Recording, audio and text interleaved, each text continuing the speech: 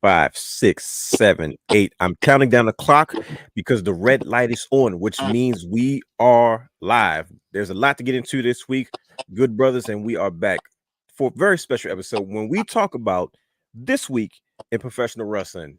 We've got Edge potentially having problems in AEW.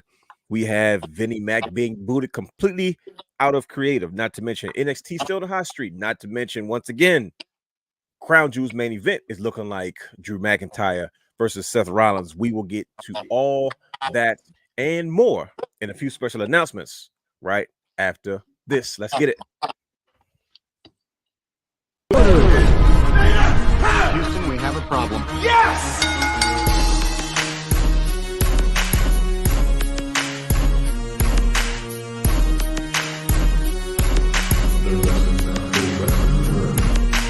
What you gonna do? What you gonna do? What you gonna do? What you gonna do? What you gonna do? What you gonna do? What you gonna do? What you gonna do? Oh yeah.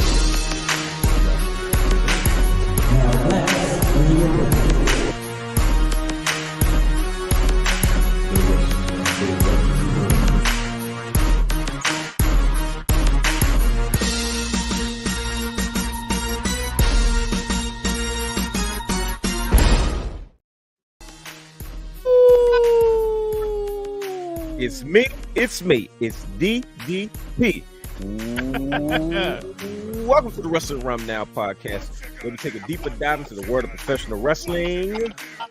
Now, you can watch all of our Wrestling Rum content anytime on youtube.com/The Wrestling Rum. I am your host, yours truly, the real Dwayne Allen. That was old school. He is your host, not only the guy, Brandon the guy, the Belt King himself, the host of Championship Culture. He is also your host, Brother Hugh has a third, A to the A to the S, T to the H to the E, 3 to the R to the D. And yours truly, the man, the myth, the legend, Brian H. Waters in the building. Man. You can follow us on all social media platforms, including Instagram, Threads, X, formerly known as Twitter. I can't let it go. And Facebook at Wrestling Rum. Like, subscribe, and engage in the conversation with us. You can also stream all of our audio content and download as well on Anchor, Stitcher, Podbean, Pocket Cast. I always get jumbled right there. Apple Podcasts, Spotify, Google Podcasts, and watch and subscribe to our Twitch channel at The Wrestling Realm. Whew, that was a lot to get out. You would think I don't do this every week, right? With that being said, if you want to support the Wrestling Realm, head over to WrestlingRealm.com. That's right. For t-shirts, hoodies, mugs, and more, head over to WrestlingRealm.com. And before we go further, I got an announcement to make, good brothers. Officially at WrestlingRealm.com, we have officially uploaded some new merchandise. We have jackets now. Yes, sir. We have windbreakers, we have coaches jackets, and we have a very special Wrestling Realm bomber jacket. Oh, snap. So, as the weather changes and you want to bundle up, you can do so now in Wrestling Realm gear. Also, another announcement. We have officially changed some of the styles of the t-shirts to accommodate all shapes and sizes. That's right. We're no longer going to be sizes. We have we have extended sizes for all of our t-shirts now, as well as we have officially slashed the prices. So we have slashed the prices. We have made sizes way more accommodating for all those who may want to purchase, be a part of the brand, and shop everything Wrestling Rum. You can do so at WrestlingRealm.com. So I suggest you head over there, take a look at some of the new products that we have up, including jackets, including t-shirts, and eventually, when we get more product in, we are going to be unboxing some of those products here on the show so we can kind of show the world a little bit about what we do. And if they want to purchase things, they have the opportunity to check out some of the product right here on the show. You're welcome. There you go. With that being said, we want you to subscribe to our Patreon channel, patreon.com/wrestling_realm for all exclusive shows and bonus material. There's things that we can't say. There's things we don't have the time to talk about. But guess what? We have a special place for all that content and material, and it is our Patreon channel. We are expanding. We are doing much more. Please be patient with us as we are going to Rev up what's available for our Patreon channel. We have 3 tiers as of right now. You can subscribe for just as low as $1. So if you want to continue to be a part of the brand while exclusive shows and bonus material, definitely head over to patreon.com/wrestling_realm. Now, with that being said, the seasons are changing, and so is the sporting events. But I tell you what isn't changing. SeatGeek.com. If you're looking to purchase tickets to concerts, live shows, sporting events, hint, and much more, head over to SeatGeek.com. You use promo code WrestlingRealm to save yourself $20 or more of any one-time purchase. So if you have never used our promo code, guess what? We're here to help you out. SeatGeek.com. Save $20 on your next pair of Ravens tickets that are available right now. Yeah, go watch them beat the Lions. That's right. We got the Lions this week. Ravens versus the Lions. Head over to SeatGeek right now. You know you want to catch it. Just like Brian said earlier, who would have thought this would be a big game? But guess what it is? So do yourself a favor. Save yourself a few dollars. Use our promo code. If you've never used it before, Wrestling Realm. That's SeatGeek.com. Promo code Wrestling Realm. All one word. Facts. Now, with that being said, good brothers, as I put the branding back up, I'm going to dip the branding back off because guess what this week was? Anybody got a guess? Wait. October, nah. Come on. Okay, I'll tell you what it was. It was another opportunity for us to engage in the latest and greatest show to the Wrestling Realm brand. Championship Culture, led by Brandon, the guy, and brother Hugh has the third. That's right. The Belt King and the Super Producer have come together. If you are not familiar with Championship Culture, head over to youtube.com/Wrestling Realm and check out the playlist Championship Culture, because every belt has a story. Every Tuesday at 8 p.m. Eastern Time, Brother Brandon. Last week, you dropped the bombshell with the first show, Championship Culture, NXT Volume 1. It went crazy overnight. And guess what? People are starting to get tuned in. Right now, NXT's hot again. And you followed up with another banger with Volume 2. Can you let the people know about this week's episode of Championship Culture? So it was only fitting that we went back to because I feel like it's 3 different versions of NXT. We had the black and gold, the 2.0. Now they look like we're in black, gold, and white brand. So go back to the roots. And if you go back to NXT roots, that's where a lot of things were starting to happen. Things are starting to catch steam. And I do believe, and I even said in the show, this is why we're enjoying some of the great matches that we have now, because of the work that these people did back then. Actually planted the seeds for what we are seeing grow now. And if you pay attention to the cover, can you put it back on screen real quick? Kind of gave it away what this volume 2 was about, because if you notice how the NXT logo was a little different than last week, it lets you know it was all about a certain belt, because every belt has a story. But there was a reason it was volume 2, and it was a reason that it was 2 belts in this one. So get a chance, go over to the Wrestling Realm .com on YouTube, /YouTube, and check out the playlist, because you'll be surprised how we go back down memory lane with the black and gold version of NXT. Now, with that being said, where are your notes? I've got notes. I've got notes. Because you didn't say anything in the group chat. That's why I said, "Oh, he up to something." Y'all noticed he was quiet. I said, okay, we're just going to wait for the notes. Brother Hugh has made it very clear that we need to start to put these things out there for content. So I saved the stuff. and I like to hold my notes like Buckwheat and Porky did on Little Rascals with 2 fingers like this. See my fingers? Like Dear Alpha. Dear dog, Oh my I God. hate your stinking guts. You are scum between my toes. It's scum between my toes. Speaking of scum between my toes, there's something that you do on these Championship Culture shows that I take note of. Sometimes you tread the fence a little bit. I'm like, no, see, there's Brother Brandon go being political, and I want all the smoke. And you mentioned, in case can I say what the show's about? Yeah, absolutely. Okay, so it was about the original iteration of NXT's tag team championship belts. And you went into the history of those belts, and most importantly, the tag teams who made these championships famous. Look at Brother Hugh. How timely is that? I would expect nothing less from the Super Producer. You mentioned a list of tag teams, and you talked about that these tag teams for NXT were the pioneers of what would eventually what would to come and what would be to come, and then of course, like you said, what we enjoying right now on the main roster now that old Tripster is in charge completely. Old Tripster. But I'll say this. This is my first line. My favorite tag team. I remember NXT's tag team division stood out to me the most because that's where I met Wesley Blake and Buddy Murphy. What happened to Wesley Blake? Well, he married he got married to Sarah from Tough Enough, but she had untimely, she passed away due to that's okay. And then he was in the that controversial group with Jackson Riker and all those guys, the Sons of America. He got kicked out. Well, he was a product of that. Sons of Anarchy.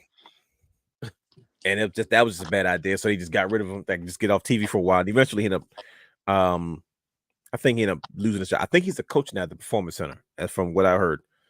I don't know. But at one point I remember they were my favorite tag team.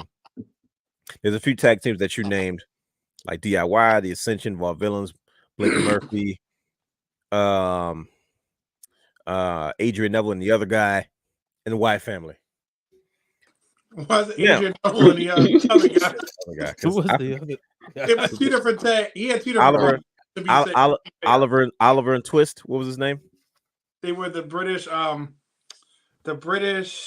Like that time he was at the show, Brandon called homeboy random guy. Yeah, that random guy. Oliver Gray. Oliver Gray. I'm sorry, I called him Oliver Twist. I want to tell that story about random guy so bad, but we have a show to do. So this is Patreon. This is why we gotta get a Patreon going. Random guy. But wait, is it gonna be from your perspective or his perspective? Because both of y'all tell it a different way. That's the craziest. This is like a television show. When everybody tells their version of the story. This is very Fresh Prince. And me, I'll sit here like this. I don't. Okay, sure. But go ahead. Back to your tag team. One time, Brandon got so he said, "Oh my God, why is he always behind me?" Yep. He would like Brandon. We had a full blown wrestling conversation. Group style, everybody in the circle just shooting up, and this guy would be right behind like this. Like around, why is right just like this? Tell him all his business with his straight act. Why is he here?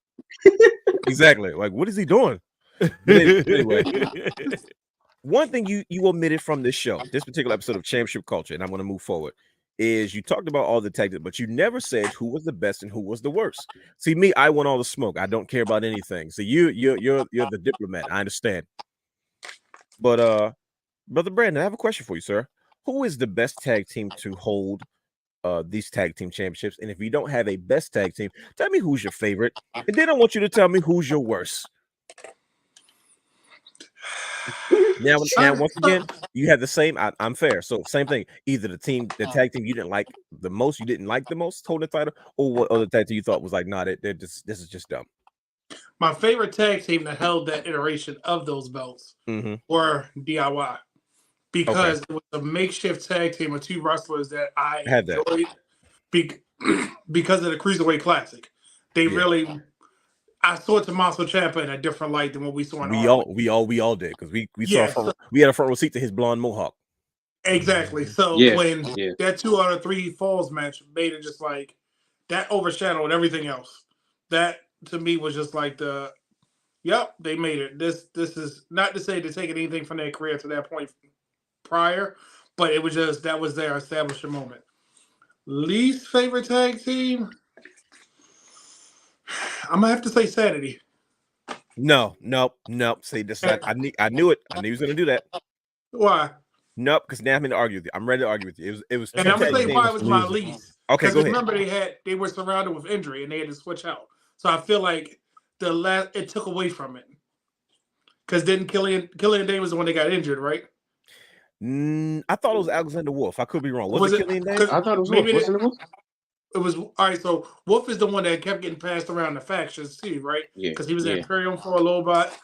It's just something about I think it was him. I don't know. It just didn't click for me. I like Sanity a lot. I felt like they did really good with Sanity. I like Eric Young in that setting. I like them without the belts. Yeah, I mean, I don't care too much for their tag team reign, but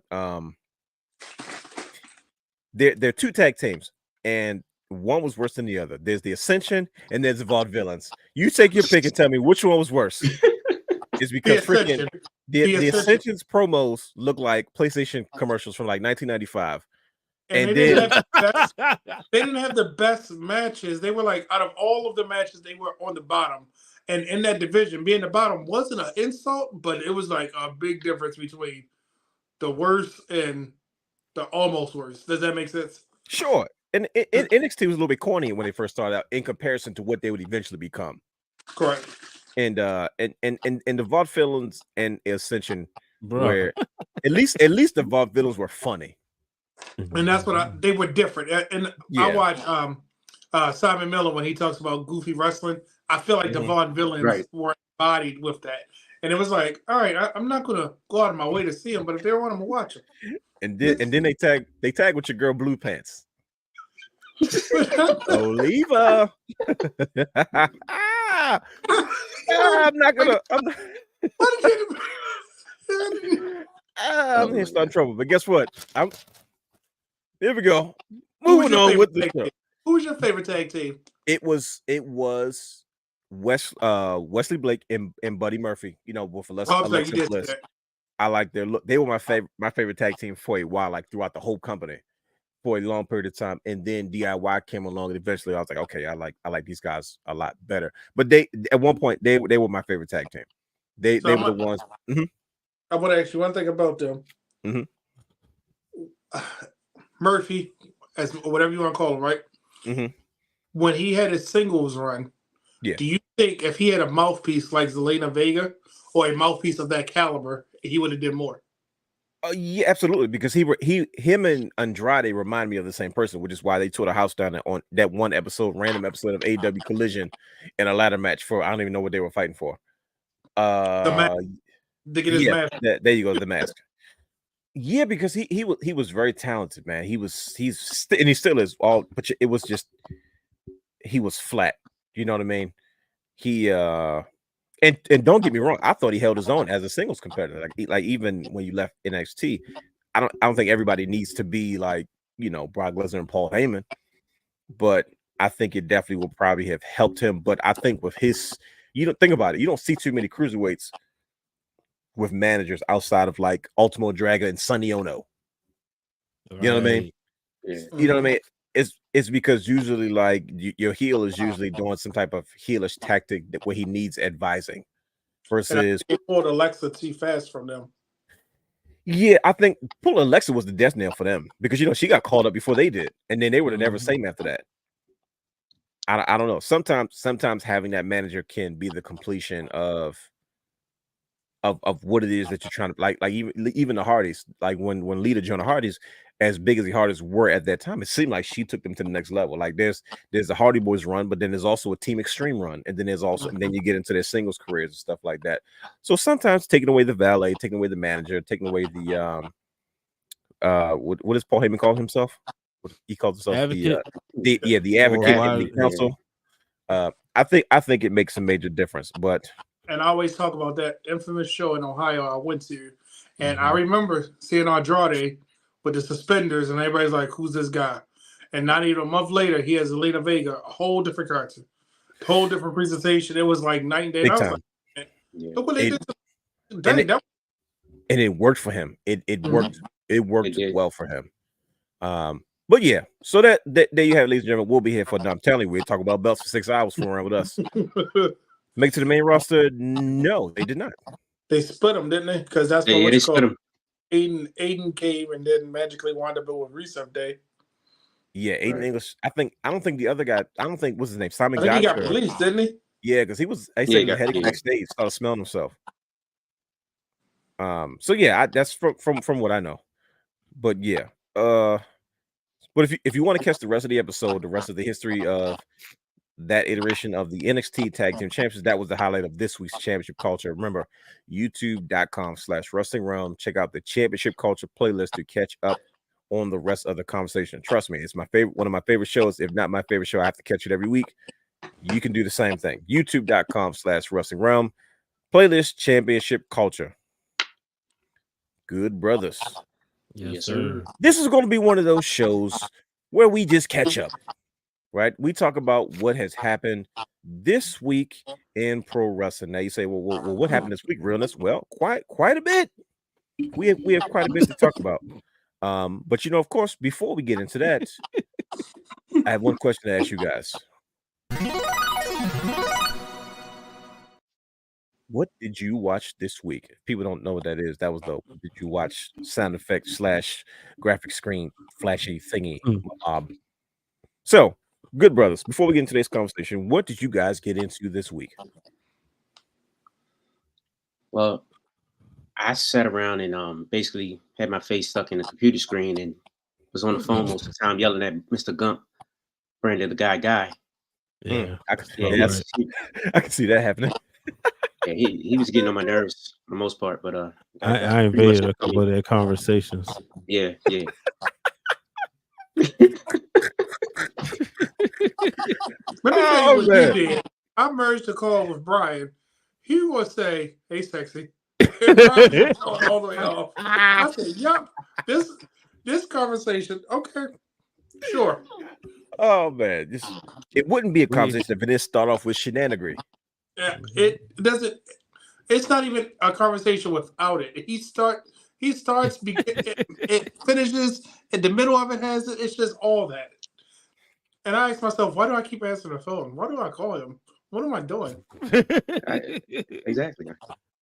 I would love to be a fly on the wall for a championship culture creative meeting because Right? I don't know how you guys do things, but I'll be sitting there and I'll get into what I'm watching and I'll be watching stuff. And all these belts come flying across my screen. And I'm just thinking, like, man, what if they talk about this? And what if they talk about that? And what about that title? What about this? And I don't know what I was watching. It's there's a guy on YouTube. I keep forgetting. I don't remember his name, but he does like he has like a yellow and black background. He always does the random like WWF 1995 or you know what I mean. And I know what you're talking about. Yeah. And they were talking about secondary titles, and he was just talking about all the forgettable secondary title reigns. And he was referring to like the United States Championship by the time it got to the WWE and stuff like that. And I'm as I'm saying all these just belts that I need in my life flash across the screen. I was like, man, I wonder how they come up with the ideas for their show. And based off what you just said, brother Hugh, now it's got me that much more interested. But that's just cool. But I'll tell you, if we recorded one thing, you'll be like, oh my god, how did y'all get it? It literally starts with what would be really cool. Next thing I know, I done made a TikTok. He done made 6 graphics. We hate all of them. We start over. I send him videos. Yep. He literally has videos of. I'm scared because he has the uncut version of Championship Culture, and I feel like it's going to come back and haunt me one day. That he's just going to produce a whole episode of me going like this, or like he got all that raw footage, and it's going to come back and bite me. And I'm gonna say it now. I done made extra videos say, here, do something with this. So I don't know what's going to happen. So we shall see. I'm gonna say right now, I wouldn't trust my brother Hugh with that type of shenanigans. He can't help himself. He can't help himself. Big I don't know what y'all talking about. I'm an Angel. I don't know what y'all talking about. Angel what? Angel Garza? The fallen angel? Yeah, because he's the one-winged angel. Because he was too slick and he's too fast. You look up. Trust me, I know. Like I didn't come get a championship belt and it turned into a whole program. Thank God it didn't make it. It didn't make it to WrestleMania. We closed the story out at Backlash. Oh, it was going to New York. It was going to go to New York. Oh man, I swear it definitely was. If my belt made it to Madison Square Garden before I did, I'd have quit the show. I quit, bro. I'm not doing this anymore. You gotta do the guide. Yeah, but I tell you one of the things I did watch this week that I actually watched NXT after the big show. I think no pun intended, Paul White. Sorry. I think last week's episode of NXT kind of did its job where I'm trying to make Brother Brandon spit his juice out. I'm trying to say something funny on purpose every time he takes a sip. But I found myself going back to watch NXT again, and I said to myself, this is what NXT last week's goal was supposed to do, was to keep new eyes on the product. And now I'm be honest with everybody in my house, their attitude toward NXT has changed, because before it was like, well, what is NXT? Like, with all these new faces, But sometimes when you have these familiar faces show up, and then you kind of, I'll give it a shot, and then you watch it. Then that now you look at it under a different context. So NXT is something that's watched now in my house, and I just remember watching. Once again, man, they're selling us Trick Williams and Carmelo Hayes. Are you guys satisfied with Carmelo Hayes's babyface run? Because Lord knows it's almost over. Yo, it's But coming and I through. say this, I'm excited for it because Trick figured out how to get over, and Melo hasn't. So the way to get him over is Who called it? Who said it? Who said it? I Some kept. guy. Saying it. This Mello, because remember when he was a heel, he was like cocky and arrogant. But Sure. this Mello about to go to a different range because Yep. again, look who's And- producing him. Yep. And you Shawn talking about- Michaels is doing his stuff. He's reliving his career through his kids. We done already seen the barbershop scene. We about to get Shawn Michaels and Triple H right here. You know, I would say Shawn Michaels. I didn't even think about that. I forgot they got a lot of history. Bro, yes. I didn't even think about that. I was like, oh shoot, he's done this already. He has. You know, the attack. You're gonna see Trick Williams all of a sudden, like, who it was you, Mello. He's gonna get paranoid. It's gonna be in reverse. You He's saw already started. Did you see it in the ring? Well, that's where I was going. Mello Yep. was smart, and I was like, okay, he gonna be okay. And when I saw that facial reaction, because I actually had the TV on mute, and I saw his facial reaction, I said, I feel good now. I don't feel like he's gonna get lost in sauce because he sold it, and I did what I had to do. And it's crazy because you talk about what did you watch this week? I just watched the Two Dudes with Attitudes Untold. Oh, really? Yeah. That type of stuff is just like it's such timeless material because you could just go back and like a lot of them I didn't actually see 2 or 3 times just because I'm like. I like say it was like Undertaker versus Kane. I like to hear them tell that story when Kane made his debut, and so like I was watching the Two Dudes with Attitude, and it's just like, man, and it just put me back in that mindset of Trick and Carmelo, but it's now going into it like a different wavelength of Shawn Michaels' career, and that's the best thing about him producing and him kind of like steering the ship because you're seeing the way he does things versus like the way it was before. And he's letting them tell stories. Like Goldberg was quoted. He said, like, pro wrestling has no depth today. And I'm like, well, you shouldn't be talking. But play the gunshots. But I'm like, is he not watching NXT? Like, there's a lot of depth. He's not. Yes, literally, he's not. A lot of depth of characters down there. I mean, you look at the women, you look at the main event scene. You got 5 people that's and Dragunov and like everybody's playing on Mello and Trick, not just one person. Like before, it'd be okay, one person's playing them against each other. Everybody's playing them against each other, and it's got Mello paranoid. And Dijak, his mic skills has got so much better. He has improved. Yes, because before, he was very limited what he's saying. I'm like, oh, I feel vested now. Well, yeah, he was. I thought it was very promo based at first. When he does, when he was doing his kind of return vignettes.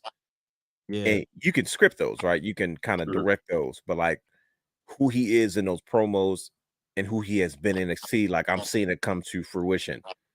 And even his spot when Baron Corbin was trying to take out who was he trying to take out? He was trying to take out Dragunov.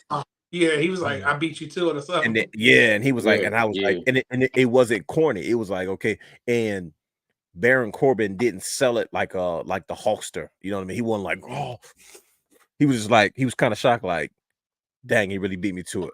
Like, which made it his own game. it made it very, because he was like, oh, so his head was where I was too. Like he was thinking the same thing.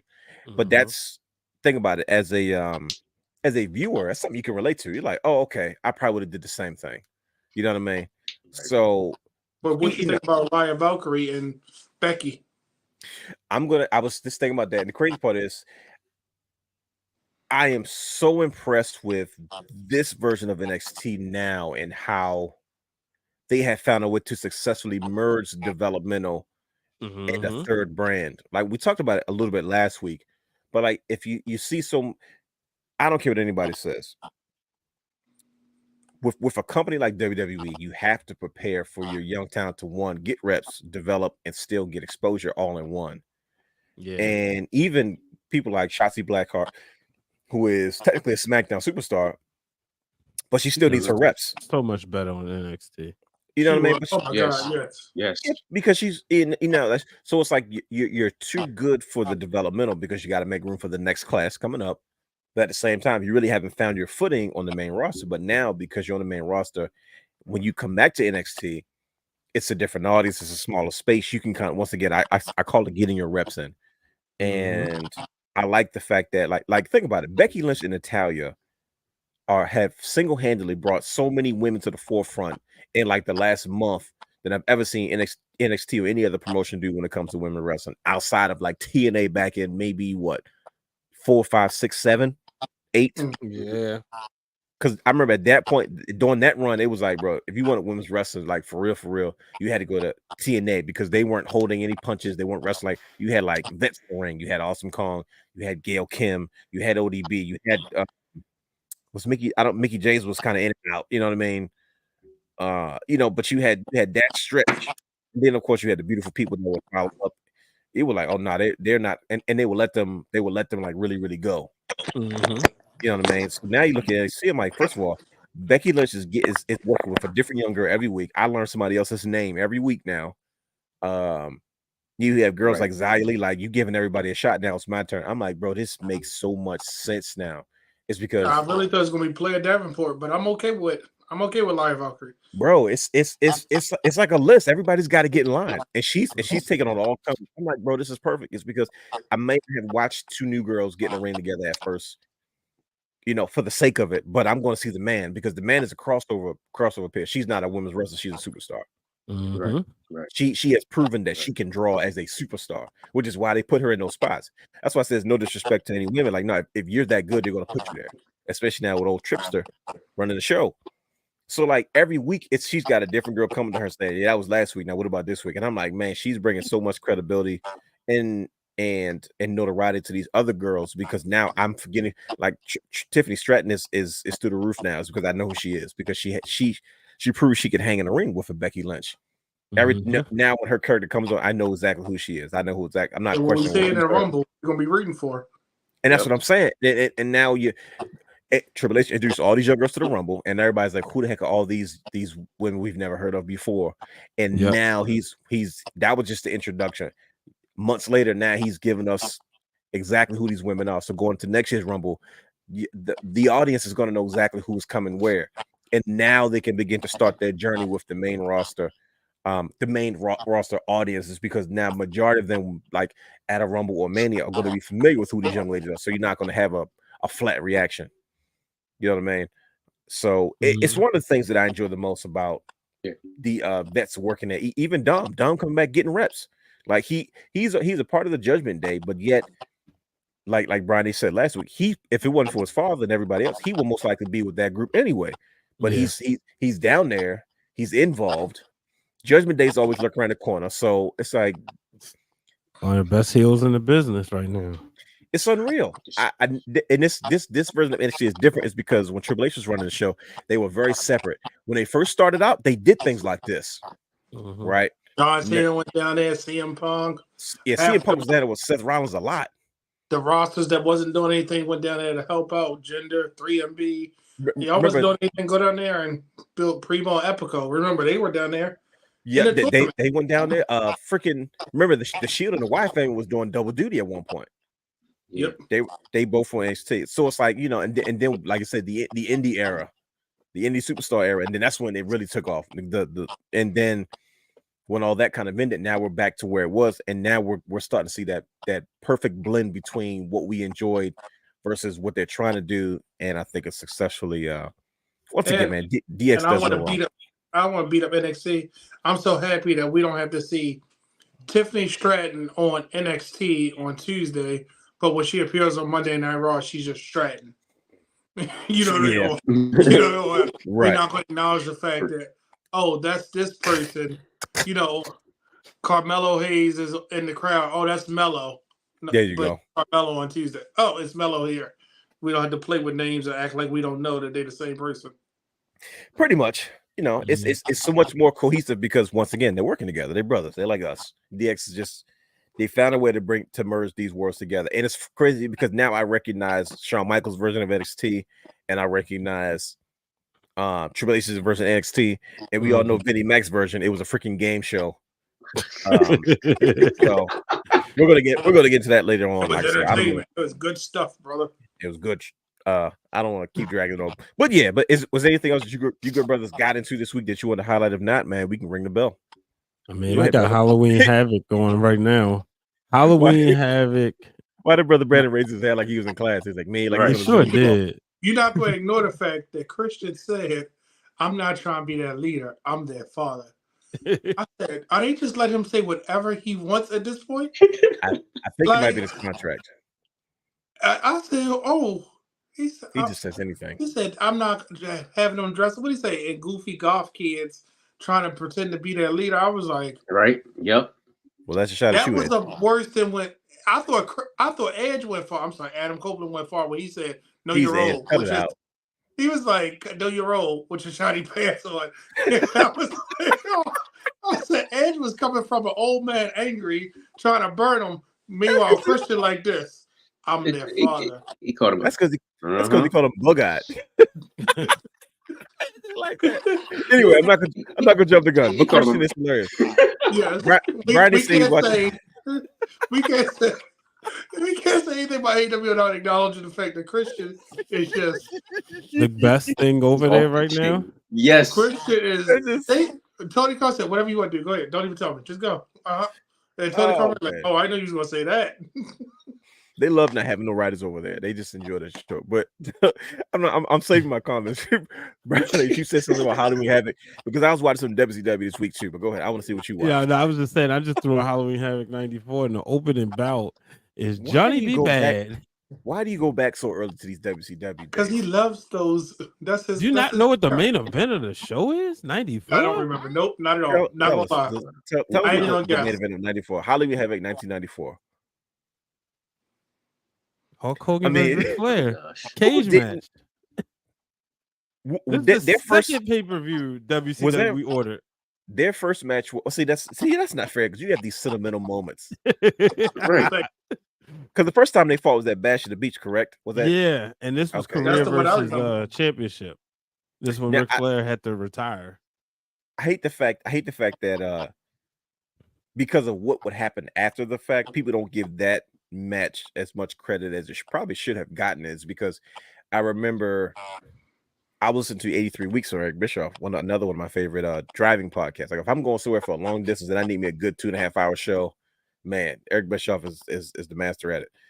And he talked about that match in particular was the match that Ted Turner and them kind of rolled the dice on him. And they said, "Hey, listen, if you guys can make this a commercial success," which they did. So that's when they were telling Hulk to call your friend. That's where they had Mr. T was there and Shaq was there. And, it was in Orlando. And they had, and just to be recognized as a successful national brand. And it worked. It got WCW running. And before you know it, WCW Monday Nitro would eventually kind of take its place and go head to head with Monday Night Raw. Y'all never watched Heels, did y'all? No, I never got into it. I never even. It's funny. I've seen commercials and promos. Season 2. So basically the dad, he was before he killed himself, was a promoter, and that's why the son takes over the business, right? Okay. But season 2, they do a lot of callbacks.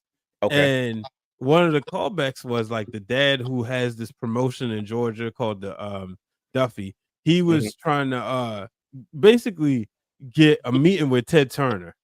And he goes there and he's like, "Oh yeah, this is gonna be my big shot." He's just trying to, get that opportunity, and he just keeps getting blown off. But it's just like when you watch it, you realize, like, especially in the South, because this is a callback in the 90s, how much Ted Turner meant to pro wrestling, and just everybody wanted to be like sort of associated with him. Nah, that's really cool. Absolutely. I didn't even think about that, but yeah, it's unfortunate that the show just got canceled. I heard they're trying to shop it around to another network. I really hope so because the I hope cliffhanger so. that Yeah. happened at the I'm end, I surprised need to know. Netflix didn't pick it up because it was on Stars, right? Yeah, Yeah. hopefully That they wasn't will. perfectly on I don't know Netflix, why I thought it was on Showtime. It was on Stars. I Yeah, guess it it was was Stars. Stars. Yeah. I think it was but the that was on casualty of the strikes and stuff. Yeah, which is crazy because you would think that show would have went to Netflix first because of what his basis of it was. You know what I mean? I guess you figure. I mean, it came out 2021, the first season, so that's probably the reason why. But like today, yeah, definitely.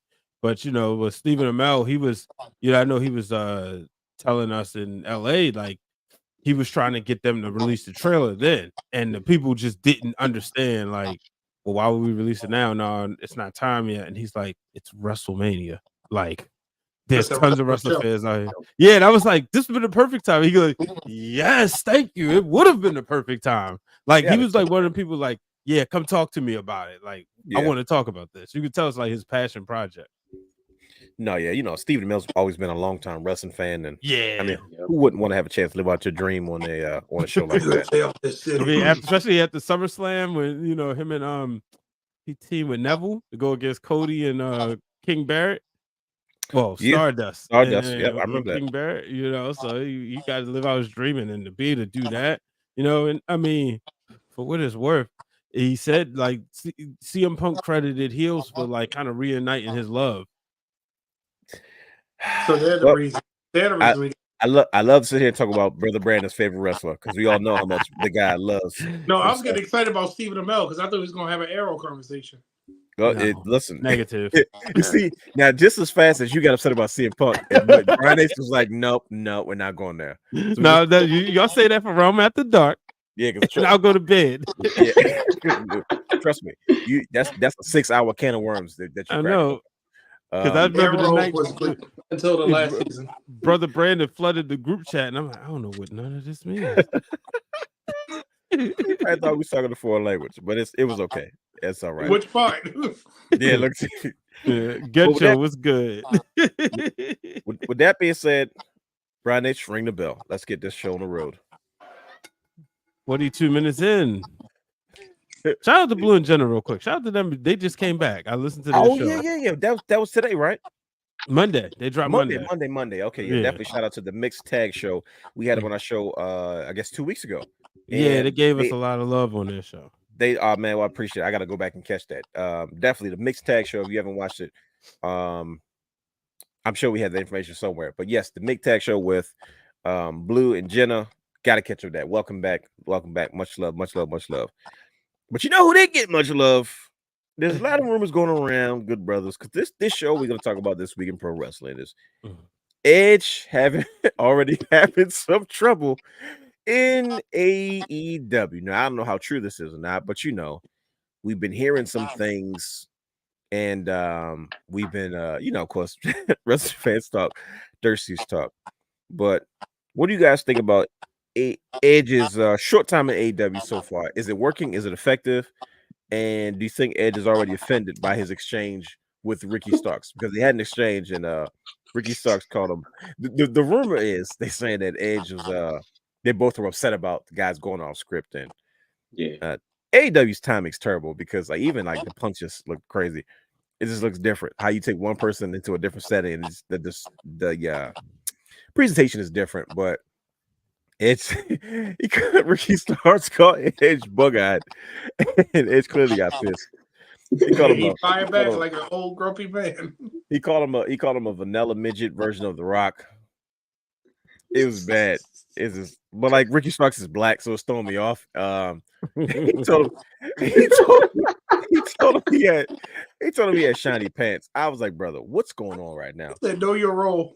And then he did say that. He thought of more stuff. The insult was like, and then by the way. And then he goes, oh, that's enough to send me over the edge. I was like, somebody hit him with the ace line already. He got him. Okay, but like I said, Edge is short time in AEW. Talk to the people, good brothers. I'm sure. What do you guys think about Edge's debut so far? His debut in ring against Jurassic Park, Luchasaurus.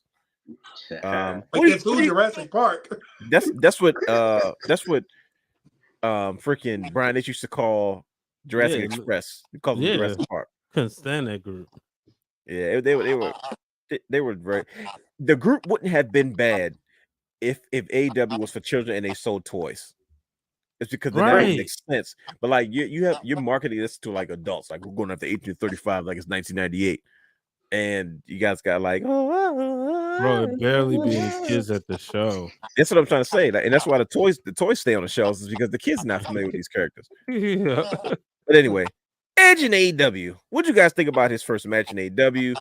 How does he look in an AEW ring? I'm going to give you my 2 cents, but I want you brothers to talk. Brother, you been quiet. Tell me what you think about the rated R superstar Adam Copeland. Superstar. Rated R superstar Adam Copeland. It's weird seeing him in that ring. Thank you. I'm still trying to adjust to it.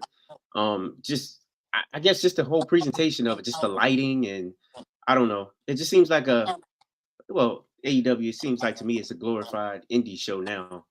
But with the lighting and whatnot, WWE is brighter. It's more of a production. It just fits me more. I think I just need a little bit more time to kind of get used to him in that atmosphere. But I do want him. I just want to see him and Christian go at it. That's it. I need a little bit more time.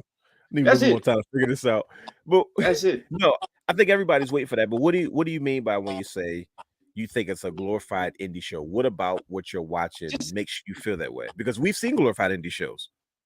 Just the setting of it, like y'all all know me. When I go somewhere, I'm always looking at the lighting or the setup or the stage setup or whatnot of everything. It's almost like a habit now. Yeah, it's just on TV. The way it comes across on TV, it just seems like it's definitely not. You can tell it's not on the same level as WWE. It's not really. It's slightly under. I would say minor leagues. It's AAA, if you want to say, to WWE, and it has the potential to get there, but it's not there yet. The stars, what stars do we really have? We lived WCW at the end of the day. Yeah, you can't tell 18 to 35 what that looks like. It's because we were there. Yeah. Now, my question is to you guys, and brother, you can jump right back into this if you deem it necessary. We've seen bigger superstars go in smaller settings. For instance, we've seen WWE guys go down to NXT. Now, and let's be fair. We know that the presentation of WWE's production is always going to make it look a certain type of way, even if it's in a smaller setting. But like, brother Brandon, I say this because what about when Christian, Jeff Jarrett, Sting, Kurt Angle, Kevin Nash, those guys went to TNA? Did you feel the same way about their presence in a TNA type setting? The same way that Brother Hugh talks about his him looking at Edge? Because I agree with Brother Hugh 100%. I watched it. I'm just like, bro, this like even when they're doing like the Dusty finish running, and he's like swinging and hitting. He's like the timing is off between the people. Like you're supposed to. He's like holding back punches because it's like, dude, you're supposed to sell us a little bit more, or at least give it back to me. But it does look awkward. I can't put my finger on what about it looks awkward. But how do you feel about it in comparison? Because we've seen, like I said, these bigger stars go in these smaller settings. Did you experience that with those guys that I just named, versus kind of what Brother Hugh feels about what he's seeing on AEW Dynamite? Because I definitely agree with him. Brian H, same thing to you. What do you guys think? So, go ahead. Was you about to say something? No, I'm listening. So, when the initial shock wore off in TNA, we still had something to grasp onto. With these guys, it felt like I'm watching AEW just waiting for the newness to wear off because it hits it hits faster in AEW than it did in TNA. It hits because TNA, we got Christian, and this is what we're doing with him. We got Kurt Angle, and this is what we're doing for him. Too often, Tony Khan has showed us, I got this person, and then I'm moving on to the next. I got this person, I'm moving on to the next. Like, even when I saw that it's now been trademarked, rated FTR. Okay, what are you doing with this? Like, I feel like I'm just waiting for it to forget that Edge is there. They get a new leader more than Frankie Stachino and the other kid from Boy Meets World, where they kept trading bosses every other episode. He had somebody leading them in next. That's right. I definitely used the Boy Meets World reference. I didn't mean to cut you off, but they're pissing me off. I just feel like, and we knew TNA was the other brand. It was an alternative. I feel like AEW wants to be presented as not the alternative, better than, and it should just be presented as the alternative because we keep looking to know it can be an alternative, but you keep wanting to make the don't watch WWE, watch me. Not I have other options. It wants to be the only option. I had a debate about that early this week, buddy. You had a debate? I did. Blue from the Mixed Tag Show, as a matter of fact. He didn't like my comment about AEW when about my the Michael Myers freaking post that Friday put up when I said AEW's time is up, and that's literally what the debate was about. Because I literally said what you said, and I was like, I didn't say those words. He did. He never said, "Hey, look, if you don't want to deal with that, I got something for you." He did exactly what you said he did. He said, "No, look at us. Don't look at them." So I agree with you. Yep. It's time for them to adjust that focus. Stop focusing on being WWE or beating them. Like just stay in your lane like Impact. Yes. TNA has been around and they're going to keep being around because they know who they are and they know their audience. They know their role. Yep. Hey, look, that comment sent me over the edge. What about you, Brian? He just slapped his leg. He said, "It's a knee slapper." He said, "Oh, that comment sent me over the edge." And Edge was sitting there mad. You mean right?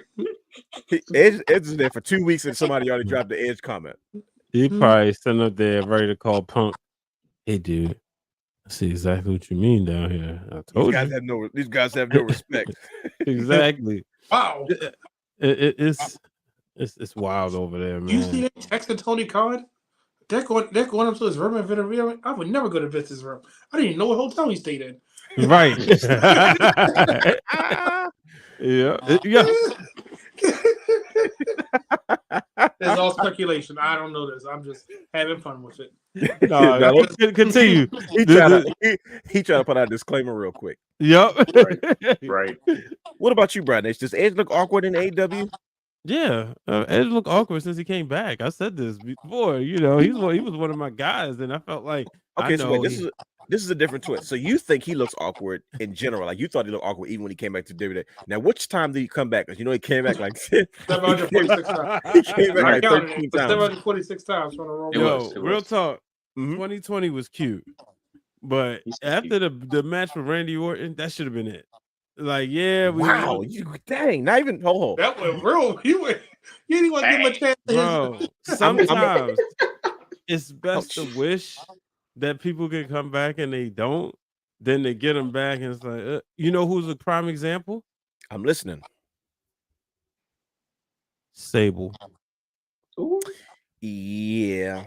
Tell me the eye candy didn't wear off. Because she was older, man. Face was wrinkled out, and first of all, we had already fallen in love with 30 different new divas. Because when she was around, it was just her, though, right? Because we was over Sunny, and it was her and Jacqueline, Deborah. I'm talking about before Deborah, though. It was just her and Jacqueline, yeah. So wait, well, Deborah was in 98. She came late 98. Yeah, okay, fair. But yes, but no, Jacqueline came in 98. Yeah, Jacqueline came in 98 because that's what she created the women's title, right? But Jacqueline came in the beginning after Sable got kayfabe fired. And Mark Mero. She was the new love interest of Mark Mero. Mm-hmm. And then they had their thing, and then you're right. Deborah showed up because Jeff Jarrett kind of had his like he had the he's mad at X-Pac for peeing in his boots. He's mad at X-Pac for peeing in his boots. And then they had the hair match. He shaved him, and that's the birth of the puppies. That's when Deborah came out with the suits. And let's just say it didn't take us long to get over Sable. Mm-hmm. He can't. Yes, sir. No, but I agree with you. I think I don't want to say peak Edge, but peak Edge was probably where was he at the match he had with Roman Reigns? I was gonna say I will take that Money in the Bank 2021.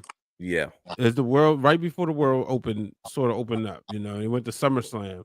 But it was when he did that Brood music that nobody's going to not be able to convince me that he heard that Gangrel was coming to AEW and he knew what double crossed him. We knew that's what it was about. You know, and I'm gonna give him credit with the matches with Seth Rollins, but after that, it was like, I think you should have stopped after the Seth Rollins matches. Yeah. So like seeing him in AEW, and I get it. There's people out there who love Edge. We all know. my son does, based off a video game. So, you know, and he likes watching the matches, you know, but I just looking at him over there, like, looks like a shell of himself. We're gonna see what's been true all along, which is Christian what, bro? Was better. Oh, ha! Hold on, play the gunshot again, because you just dropped bombs left and right, bro. Like you just. I thought I was the only one that thought that. Dang, brother Brandon, I'm gonna give you your props, your credit, and all of that stuff, because you said it, and it made me do the same thing.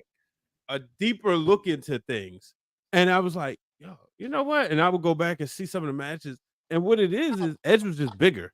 He was the prototypical WWE size, right? He got more opportunities than Christian did. Exactly. But you were right. Edge had controversy around him too. That's what helped him as well. He was definitely hot with the whole leader thing. Yeah. Think about it. Christian was safe. Yeah. And then Christian went and said, all right, I'm going to leave. Watch what I do. Came back with world title reigns under his belt. Did the company thing, said, nope, I don't need to be. I'm gone. And then what he did. I think what bothers me the most is that I'm watching Christian now, and I'm like, man, it's a shame that I'm looking at all his best stuff outside of what he's going to be known for. Yeah. And as much as I enjoy the matches, I'm like, man, this stuff seems flat compared to what he did. Like post TNA, we were happy because he came back, but they're like, this is a different side of villain, because for once he's like a legit bad guy. He's not a weasel. You know what I mean? Like, I don't like Weasel Christian. Like, bro, you're better than a Weasel. That's like I don't like Weasel Bret Hart in WCW. And man, I don't. Christian might be better. There's no might be, but I'm just like, yo, because think about it. What Christian is doing now, as far as his character can last a lot longer than what Edge is doing. Yeah. And that's no disrespect to Edge, but after a while, you're not going to be able to physically. You can't write checks. Your butt can't really cash it after a while. Versus Christian. He could kick Nick Wayne out in 6 months, get him another protege. He can add people. He can change it around. Give him another son. He can get him another wrestler and say, "This is now my daughter. Look what I'm doing with her." He could do some stuff that's going to make. Yo, I still can't get over the presser where he was talking about Antonio Inoki. Oh my gosh, bro! He's like, "Are you a wrestler?" No, not that part. Forget that jerk. That was my favorite. I'm talking part. about when they talked about Antonio Inoki. He's like their grandfather. And he does all that stuff with a straight face, like, bro. And I was getting annoyed because I'm sitting there, I'm like, all you, and I for one, I don't like being that person that criticizes the pressers, because you know people always got something to say about them. But I was getting annoyed because I'm like, yo, Christian is right there. Why y'all asking him questions about other stuff?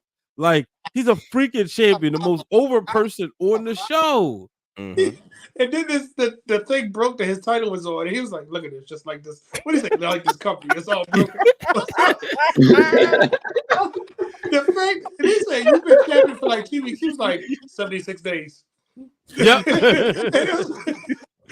So whatever. It was like, that's the part. That's the part that's going to last a long time, because think about why are we talking about Christian right now? Is because of what he did in the ring? No. It's what he has been able to do on the microphone. Like, he looks dumb right now. He wears the all black with a cut off arm sleeve shirt, turtleneck, and I'm saying, right. The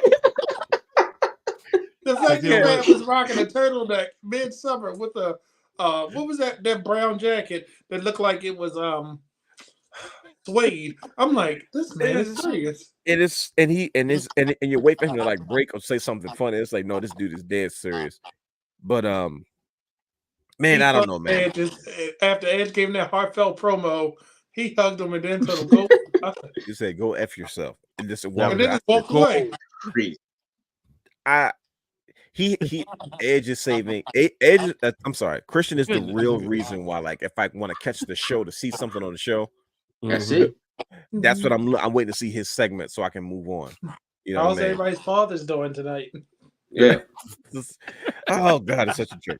he's literally the only reason I watch it. Him and Prince now. So I mean, yeah, because think about it, brother. You can go watch everything else. Yeah. No. Prince Nana is a rare gem. No, that's a national treasure. Please keep Nah, that. the story is when the real Dwayne Allen almost scared him in the alley.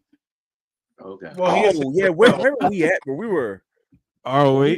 That's what making me nervous. Making me nervous. Yeah. That's because I used to wear a hood everywhere. Like that was I don't know why. Miriam and what's the dude? The perv, TJ Perkins. Oh yeah. Yep, Wow. they was walking to the cars and he's making me nervous. He's like, you ain't gotta be nervous. It's the wrestling round. Oh, I heard of y'all. That took me back almost 10 years. That was fun. Those are some good old days, man. Just a lot of highs, a lot of lows. But we're gonna skip down and skip down a bit. We were gonna talk about Tony Khan, his tweets, but oh gosh, let's talk about it. Here's the thing. They always say that all publicity is good publicity, good, bad, or indifferent. Mm-hmm. And we're gonna call the segment Tony's tweets because Tony Khan has been tweeting out of control. We did Tony's tweets. He said, "Where's Dylan?" Tony's tweets have gotten. That's true, brother. That's right. I don't know why. I wore like hoodies everywhere. I don't know. I think I was hiding as I was 6'12", as Brother Brandon says. Thank you for acknowledging that. But yeah, so it's Tony Khan has been tweeting out some crazy stuff ever since the Tuesday Night Wars. The what? The Tuesday Night War. You don't remember the Tuesday Night War? Yeah, NXT, Tuesday Night Beatdown. when striking my words together.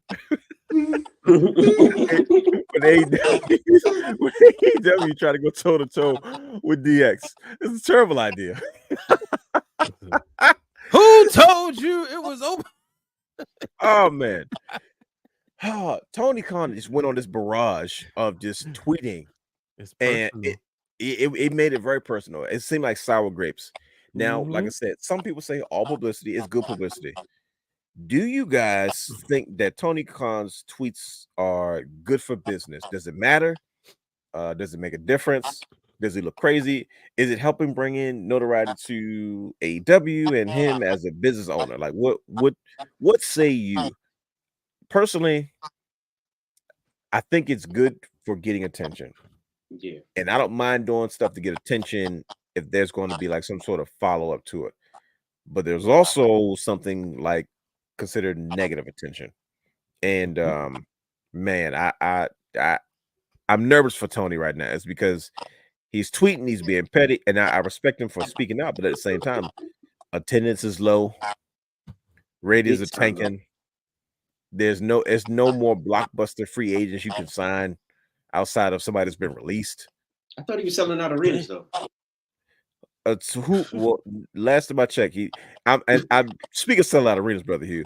When that number went from 82,587 to like 72 something, I was like, okay. And turnstiles tell it all. I think that was just like the downfall. But do you guys think that Tony's tweets is good for business or bad for business? Bad. I think they bad because yeah, he got people egging him on, right? Mm-hmm. And Daniel Price says it hurts the company because drawing attention to stuff all the wrong reasons around the product. Exactly, I agree, Daniel Price. You said I said I agree, Daniel Bryan. No, Daniel Price. They said it real fast. Right. But also think about this, right? What about trying to sell like sponsorships? Trying to I didn't even think about the business marketing. Yeah, and I'm gonna give shout out to Wrestle Rap. I was listening to Emilio and Cam Seahawk, and that was one of the things, and I was like, yo, that's exactly what I was thinking. Like, I'm in the gym listening because you don't see because he's the Jack Daddy. You should have saw that coming, brother. I did. But you think about when you go you don't. It's the reason you don't see Vince McMahon, Triple H, and them responding to activity. This dude responding to dirt sheets. He's responding to bots. He's DMing people that these people sitting up there exposing his DMs, and it's like, bro, you doing this? Like, you sound like a child. As Brother Ross says, Tony, stop acting like a child. You know, it's like sometimes you just got to take the heat. Okay, you lost. You know, use it in a promo or something. Make it a part of the story. But like Twitter, that's like real because you can't kayfabe. No, And that's the cannot. thing.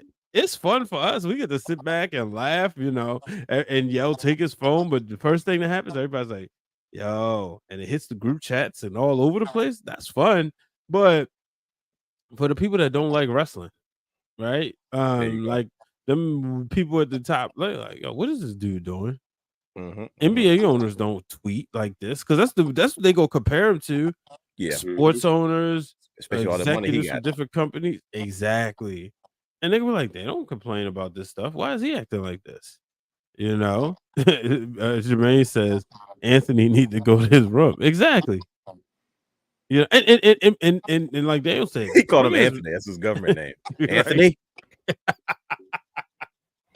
And like you talk about good night and this, that, and the other. You put over Mayo Clinic, and then all of a sudden you bring up WWE after you just tagged Mayo Clinic, and I'm sitting there. I was thinking, I was like, yo, anybody know the social media people that work there? Because I remember it's the time when I was at Hopkins, and you get tied up in some negativity. Then it sends everybody on high alert because they don't realize what's going on. It's like, yo, why is this getting all this traction? They're like, yo, okay, we good. And I'm wondering what Mayo Clinic social team was acting like that day. Because it's like, they get trolls and stuff because people's always, just because of everything. No, it everything you said makes perfect sense, man. And this is something. The problem is this is something we have not seen before. You know what I mean? And it's we haven't seen an owner be so involved publicly. Yeah, it's and sometimes you just gotta take your phone away. Take his phone away. But we'll see what happens next. It's I don't know, man. I swear I'm trying to be positive, and I'm not trying to downplay AEW, but man, no, call it what it is. The simple fact that he doesn't have any layers or people in his ear or wise counsel to actually tell him, I know you might be frustrated, but let's turn this energy into something else. Or let's allow this to fight the battle. You are the figurehead, and you're making yourself, and every time you introduce yourself, I'm the CEO, head booker, owner, operator of. So you won 2 main titles. You're a millionaire, a CEO.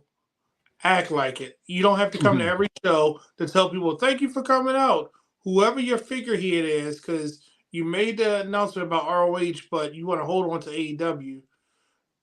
And you want to make sure everybody knows we're going to associate you with AEW. You are the Vince McMahon of AEW.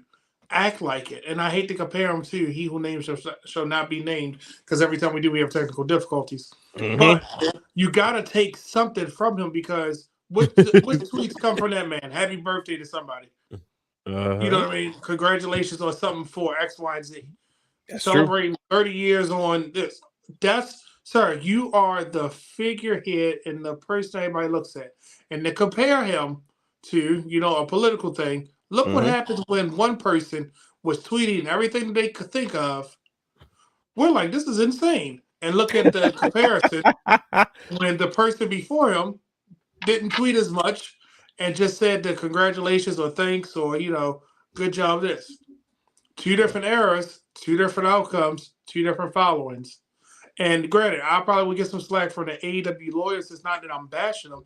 It's the fact that he's not thinking clear because he's a kid playing with his toys and somebody else brought a different toy that he had. Fanboy McGee. Oof. That's what we call him. Fanboy McGee. Fanboy McGee. And don't get me wrong, I give him credit. He's giving us things that us as fans can appreciate. But you are a business owner that's bringing a product that has a good audience to life, and you're turning people off to it. Yeah. I should have wanted to see what Edge is going to do, but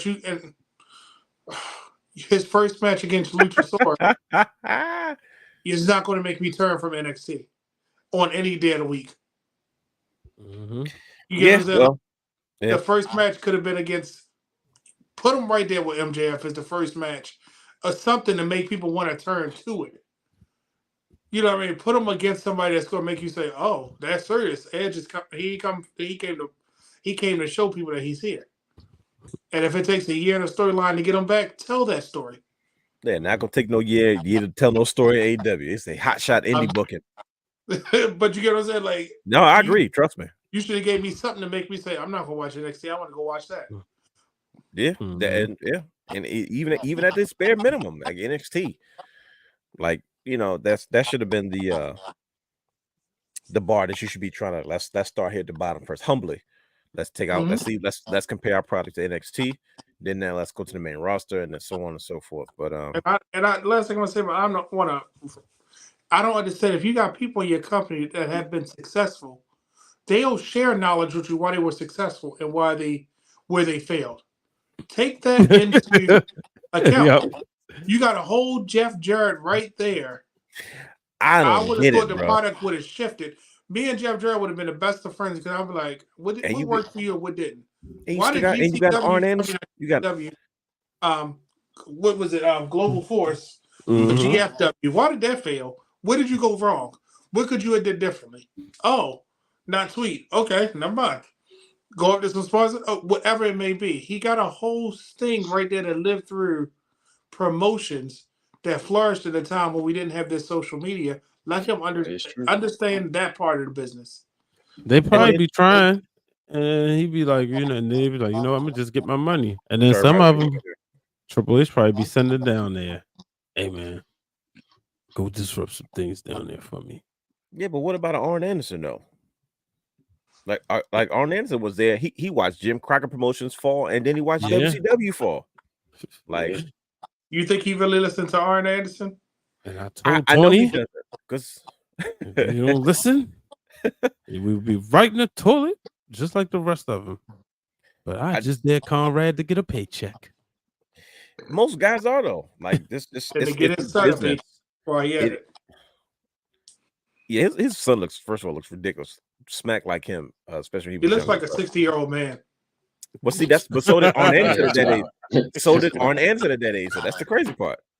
Fact. So did Arn. In AA Spine Busters. Arn was a 40-year-old man for 40 years. His whole wrestling career was giving was I'm a 40-year-old man. Whole time he was 27 years old. No, it looked like somebody's grandpa there wrestling, but whole time. I don't know why it was, but that's how it was back in the 80s. It was cool to look old looking. Made you look more like a man. But like I said, we love to sit here and talk about Tony and tweets all day. We'll be here for hours. But something else kind of happened this week, good brothers. Logan Paul. First of all, he has a controversial boxing match, which he wins. And then turn around and they ask him, what's next? And this man went out his mouth and said, hey, I plan on challenging Rey Mysterio for the United States Championship. Well, sorry, Ray. Oh, time. Right. Sorry, Ray. Get it off of me. Is it obvious what's going to happen next? Oh, yes. It's very obvious. Brother, you talk about it. It's kind of a lot of green title belt. Logan Paul's going to become the United States Championship, and we Yep. He's becoming the champ, and then my man LA Knight gonna take it off of him later on. Yep. Let me talk to you. Yeah, it is. I might have lost this match to Roman, but guess what? You running your mouth, I'm gonna shut you up. Yeah. Yeah. I'm gonna tell you something right now. You seat in the pants, you fly by, got little kids to eat for you, like whatever you say. Yeah. Dummy. First of all, we just got a Brandon the guy LA Knight. Right. Oh man, that was rich. This is one of those nights. Man, this how wrestling is when they got you all the way messed up in here. He said, I couldn't be Roman, but you talk too much. Yeah. That's definitely going on social. Oh man, that was perfect. That was great. He was still laughing. Sorry, Hugh, go ahead. What you? No, you good. You good. Hey, no, you Oh, good. man. That's as soon as I saw the clip of Logan Paul, I said, "Well, Ray, you had a good run." Everybody knows. Sorry, Santos. You still can't get the belt. No, Right. Sorry, maybe, Santos. Maybe Santos could beat him because I feel like I don't trust Santos. I really don't, and he's Me neither.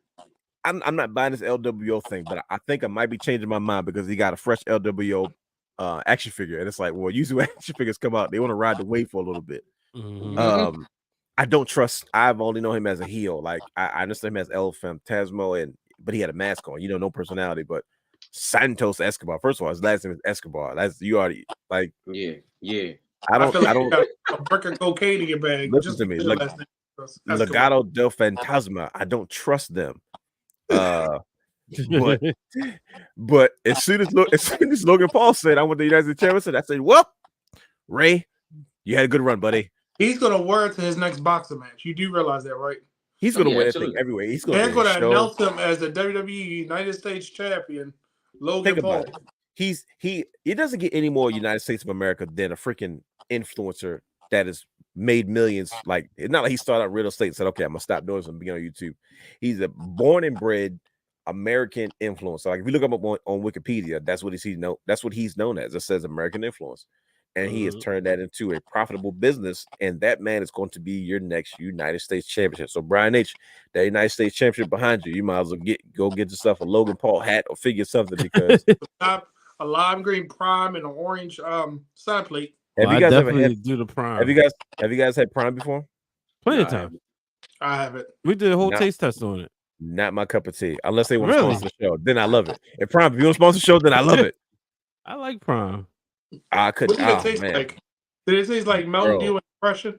no, it That- tastes like freaking like medicine. I can't do it. Right? I like it better than Zoa, the Rocks joint. I've never had his, The but I don't Ryan trust his tastes like either this. because it comes in a can. Yeah, but It the prime, tastes like it's flat already. yeah, I'm prime I'm tastes a like icicle. I'm a body armor guy.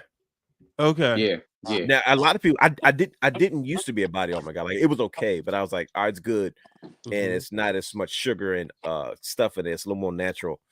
But I was more of like stick to Gatorade because Gatorade is kind of thin. It's like I don't like thick juice too much unless it's like cranberry juice or real juice.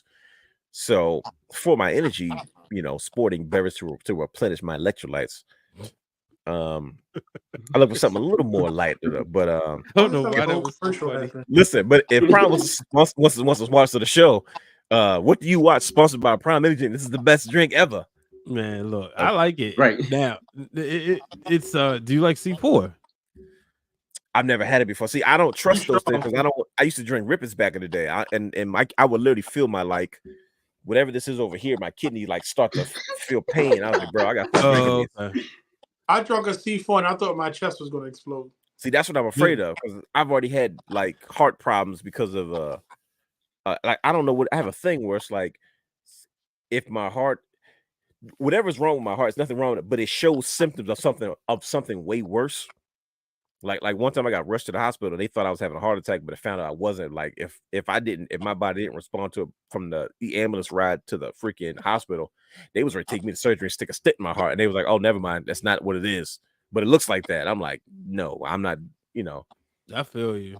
I think I was taking too many colon cleanser pills or something. I don't know, but it just one of those things I wasn't paying attention. Yeah, I was cutting weight. Yeah, I only drink a C4 if I'm going to work out, just to be sitting around drinking. No, Yeah. Is it like a soda, like a Red Bull type thing, or is it like juice? Yeah, It's like Red more Bull, like a yeah. Red Bull. Okay. It's like It's a Red Bull, crack in a a can. Monster. Yeah, it's That's a exactly Red what it Bull, is. a Monster, and a Gatorade. I mean, a Mountain Dew with extra caffeine. I'm nervous What? because when I see them C4s, I'll be like, bro, I don't trust them tall boys. That's almost like drinking a full. It's Like a cool. Four You Loko. feel it. Yeah, You feel it. Instantly. It take you back to the local. You be talking to people like That's this what and I wondering why. You just be like this the whole time. Be like, what we doing next? But I that tell boy, you this, that bad boy had me tingling and shaking like, man, I've been on the treadmill 20 minutes running now. Your eyebrows don't go down the whole time. You're like, why do I look so surprised? Do you ever Bro, no. crash? Absolutely. I feel don't. like you did. I felt like I died when I finally crashed. I feel like I had the ugly fat man mouth open, drool, snoring, and I was like, "Why do I feel like this?" Oh And it was man. because of that. Because the first time I had it was actually in Dallas. It was at WrestleMania Access, and they was giving them away. Okay, So I was like, all right, test us, cool. just like the drug dealers do. Hey, had Bruh. test. Say, here, take this. Yeah, taste this real and quick. Flobo was hooked on like, he's like, hey man, don't drink the whole thing. And I was like, all right, and it tastes good, so I'm just sipping. Throwing it back. I'm like, oh shit, I didn't got. So I had to go in the other room and edit the show, and I'm sitting there like, he was flying. I was like, whoa, what the heck? And I said, never again. He turned into Carlton from Fresh Prince, and he took the speed. And it was like, go Carlton, bro. And one time, so now, like, if I would drop like one of the kids off, I would drop it off, then crack it open. So by the time I get to the gym, I'm ready. Now, one time it got me because I cracked it open, and Kaz was like, "Yo, can we record at 9:30?" All right, I'm in the gym. It's like 9:10. I was like, I gotta hurry up and get home. So I'm sitting at the computer like just wired. Just like I didn't get a chance to burn all this stuff off. See, we put it that way. We put it that way, that makes sense. Like I get that. Because like if you know you're gonna kind of work it out your system. Right. You know what it's I mean? like the way you're supposed to eat sugar. Like if you you go eat sugar, that's what Alonzo told me. Like you go eat sugar, you eat it before the gym. That way you start you can pushing burn it off. Burn it off. Yeah. Bro, I don't even put sugar in my coffee.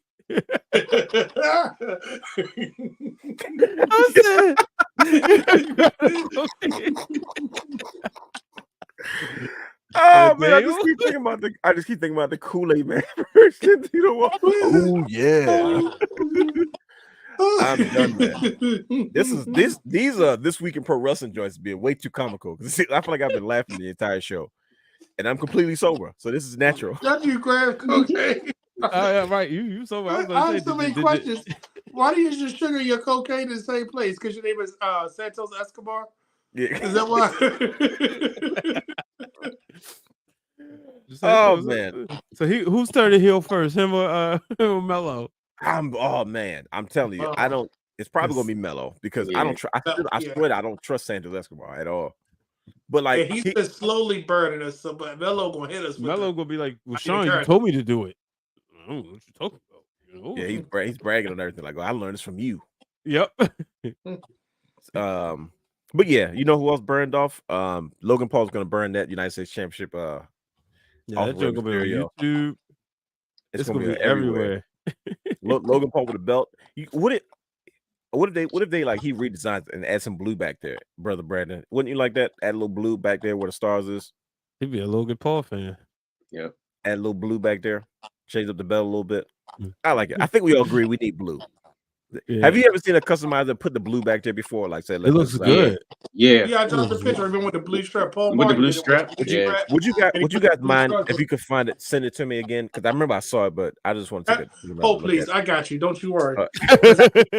Everybody has a story. I figured the belt king would. If anybody, he called his phone. Siri, show me that belt. like Paul Heyman. Yeah. You need your own like voice telecom like belt assistant. Right. You gotta call it something. But yeah, moving on. I'm afraid to say this guy's name because every time we say this guy's name, we have technical difficulties. You see, that's what I'm getting at, Brian H. I don't think we have a reason to be afraid anymore. Did you hear? I'm not afraid anymore. Hold on. Yeah. All right. I'm gonna try it. If something cuts off, y'all just go ahead and finish the show without me. I said his name a couple times. We good. Now you did. I was waiting to see what was gonna happen. I'm like this, but this is the biggest thing, and I think we're probably just gonna end on this because I think we have plenty of time to talk about Crown Jewel in the upcoming week or two. Crown Jewel, November 3rd or 4th. What is that? 4th. It's like a midday pay-per-view too, right? Yeah, because you know the time zones like different. Last year. So we're gonna end on this note. Vince McMahon, I said it.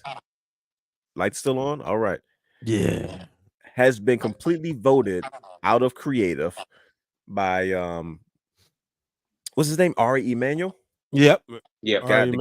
Guy in charge of TKO Sports. TKO I Sports. almost called him Ari Gold. Oh wow, from Entourage. Because I just started it like a few months ago, and I was like, "Oh, I see why people love this show." Yeah, it's funny. Yeah, it's a great show. and it's so many episodes to binge. Like you can get caught up in that stuff. But Ari Emanuel, that word in the street is, first of all, we're here to talk about Vince McMahon finally being completely booted out of creative, saying that Triple H, this is what everybody's saying. I don't, take it with a grain of salt. It's that Triple H has 99.9% complete creative control over all creative decisions in all of WWE. Now, most people are saying this is something that Vince McMahon was told wouldn't happen, but Vince has once again got a lot of stuff going on publicly, and they made the decision that they also felt that his personal issues and his placement within the company could also be a direct or contributing result to their stock prices kind of dipping. You know what I mean? Which is, you got to keep the shareholders happy. So with that being said, months ago, we celebrated, years ago, I guess, we celebrated Triple H and his Triple H dust as he began to take over creative, and we were all running around singing "Ding dong, the witch is dead, the witch is dead," only for the witch to come back to life and say, "Psych, I didn't die," and everybody kind of started behaving themselves again. But now we're living in a world where Triple H is most likely 100% in charge of creative, and he has been knighted by Ari Emanuel of TKO Sports. I didn't realize how much Vince McMahon still had a hand in creative, but I remember Brother Brandon said you can tell, like watching that last Monday Night Raw, you saw more of Triple H's kind of his calling cards all over that show.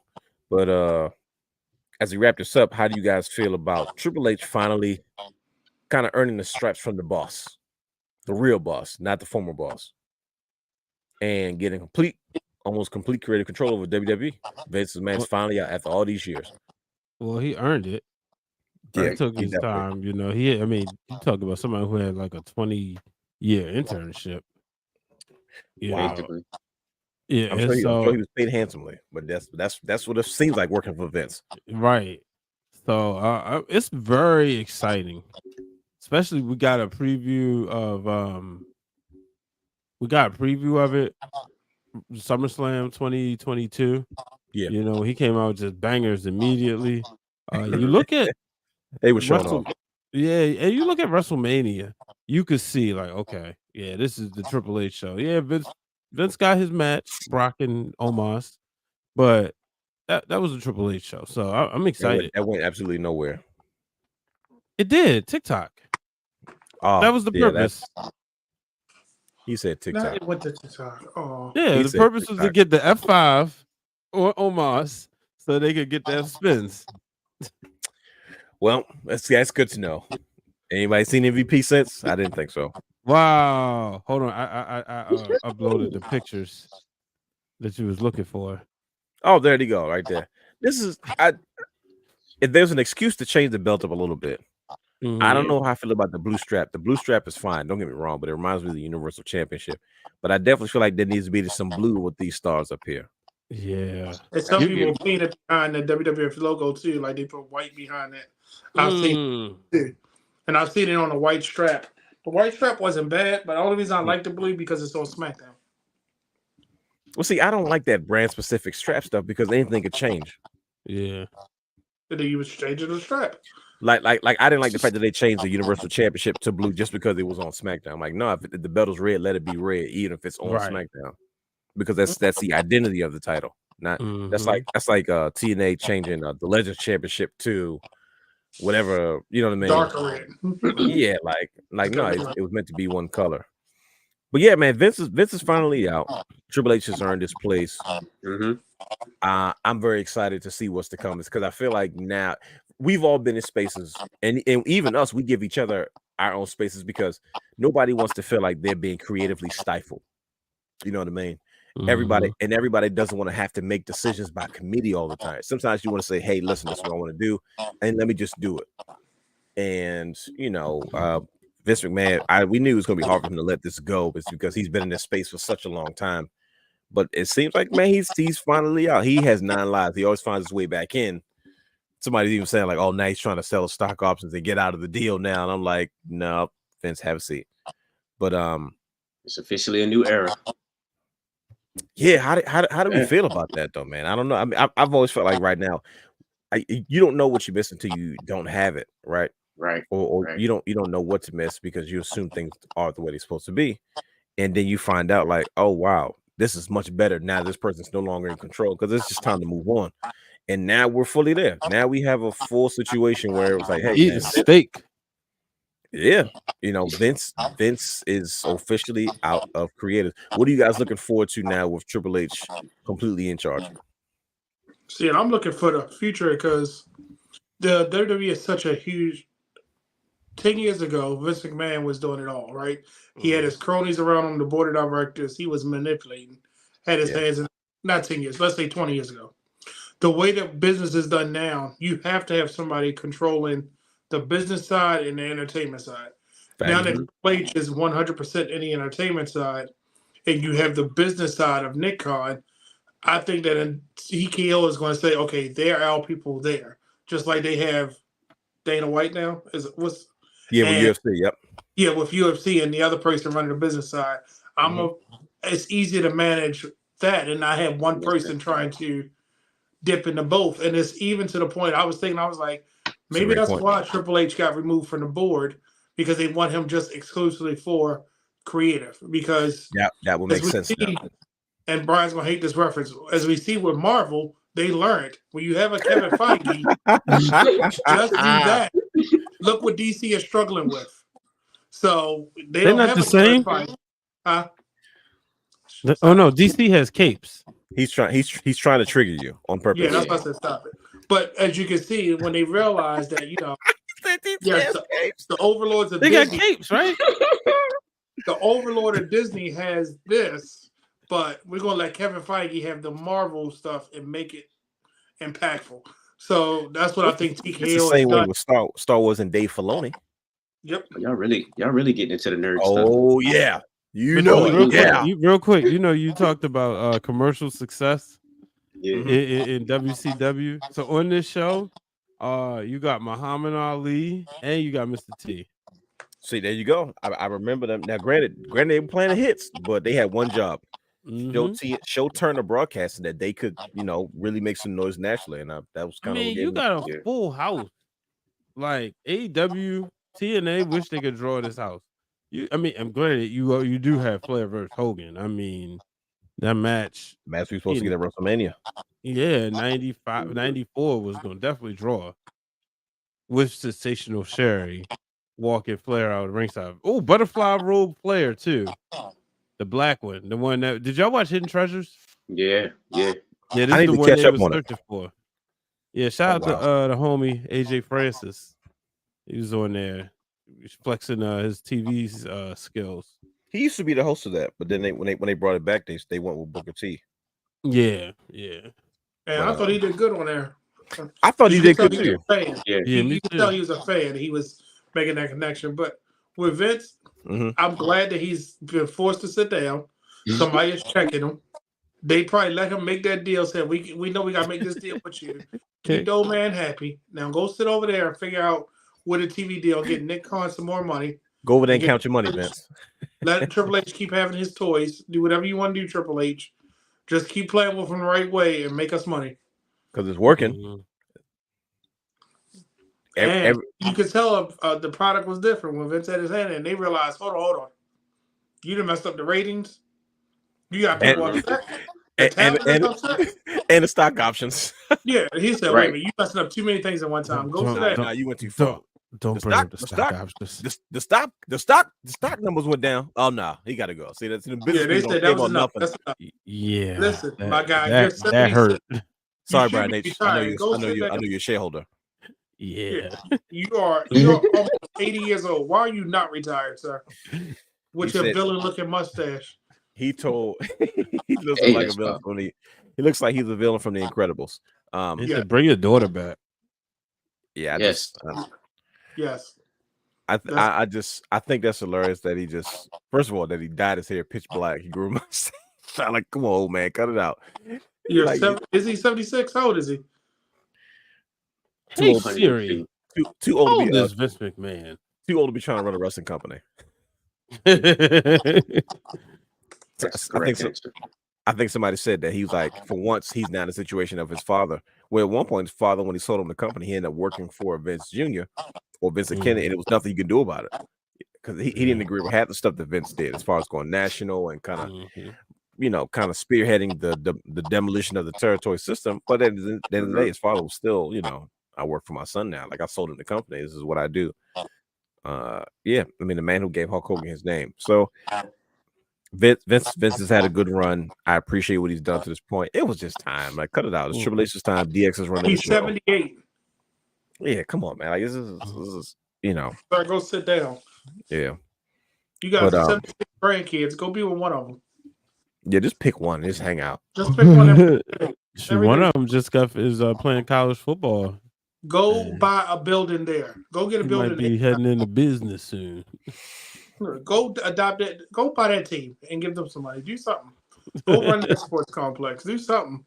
Make them McMahon. He gonna open up the WBF again. Yeah, I guess so for seniors. But you know what he won't be doing, right? He won't be writing any more scripts for Monday Night Raw, SmackDown, NXT, BXT, WCW, ECW, NCAA, all that stuff. Tony Khan. AARP. Tony gonna destroy my own company. Mm-hmm. This man is finally done. Just like this show, good brothers. We made it. We said Vince McMahon. We did it, and everything the lights didn't go off. Hugh, you guys say it. I don't want to. Leave me alone.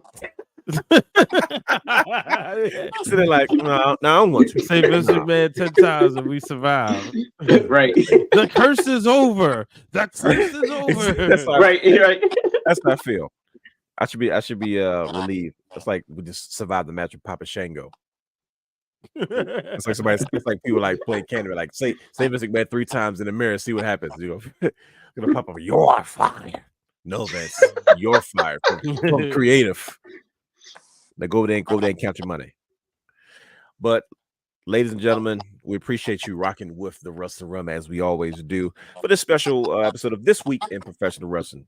We are going to stay tuned to see what else happens. There's so much more to come as we kind of make our way through the fall wrestling season, and before you know it, it'll be wintertime. But you can follow us on all social media platforms at Wrestling Realm. Subscribe to our Patreon, our Twitch, and our YouTube channel at youtube.com/The-Wrestling-Realm. Don't forget to head to watch the latest and greatest addition to the Wrestling Realm, Championship Culture, youtube.com/Wrestling-Realm. Playlist, Championship Culture. Follow all these brothers on their personal social media feeds. I work with an ambitious and a hard-working group of brothers. They're always all over the place, and we are blessed and lucky to even have this one night where we can come together like the super friends and put on this great show as we always do. So I definitely appreciate these brothers. Follow them at all of their social media platforms. Keep track of what they're doing. You never know, they might be able to provide a service for you or do something for you or be a part of something or just network at the end of the day. With that being said, wrestling fans, join us next week at same bat time, same bat channel, same bat place. Usually I will play the Batman clip. I was gonna say with the cape. Right, with the cape. Like with the cape. But like Brandon, if you catch it. Yeah. Don't they have capes? He was Jack Farmer told He was real serious. He was like, they have capes, right? Jack Farmer said that's how you tell the difference. I was all confused. It's kind of true. No, I was gonna say it's some truth rooted in that, but I don't want to acknowledge it. Listen, we'll say that for him at the dark because guess what, ladies and gentlemen, we're gonna be in for another 3.5 hours. So Brother Brandon can give Brian H a breakdown between Marvel and DC and why DC wears capes and Marvel does not. Peace. Boy.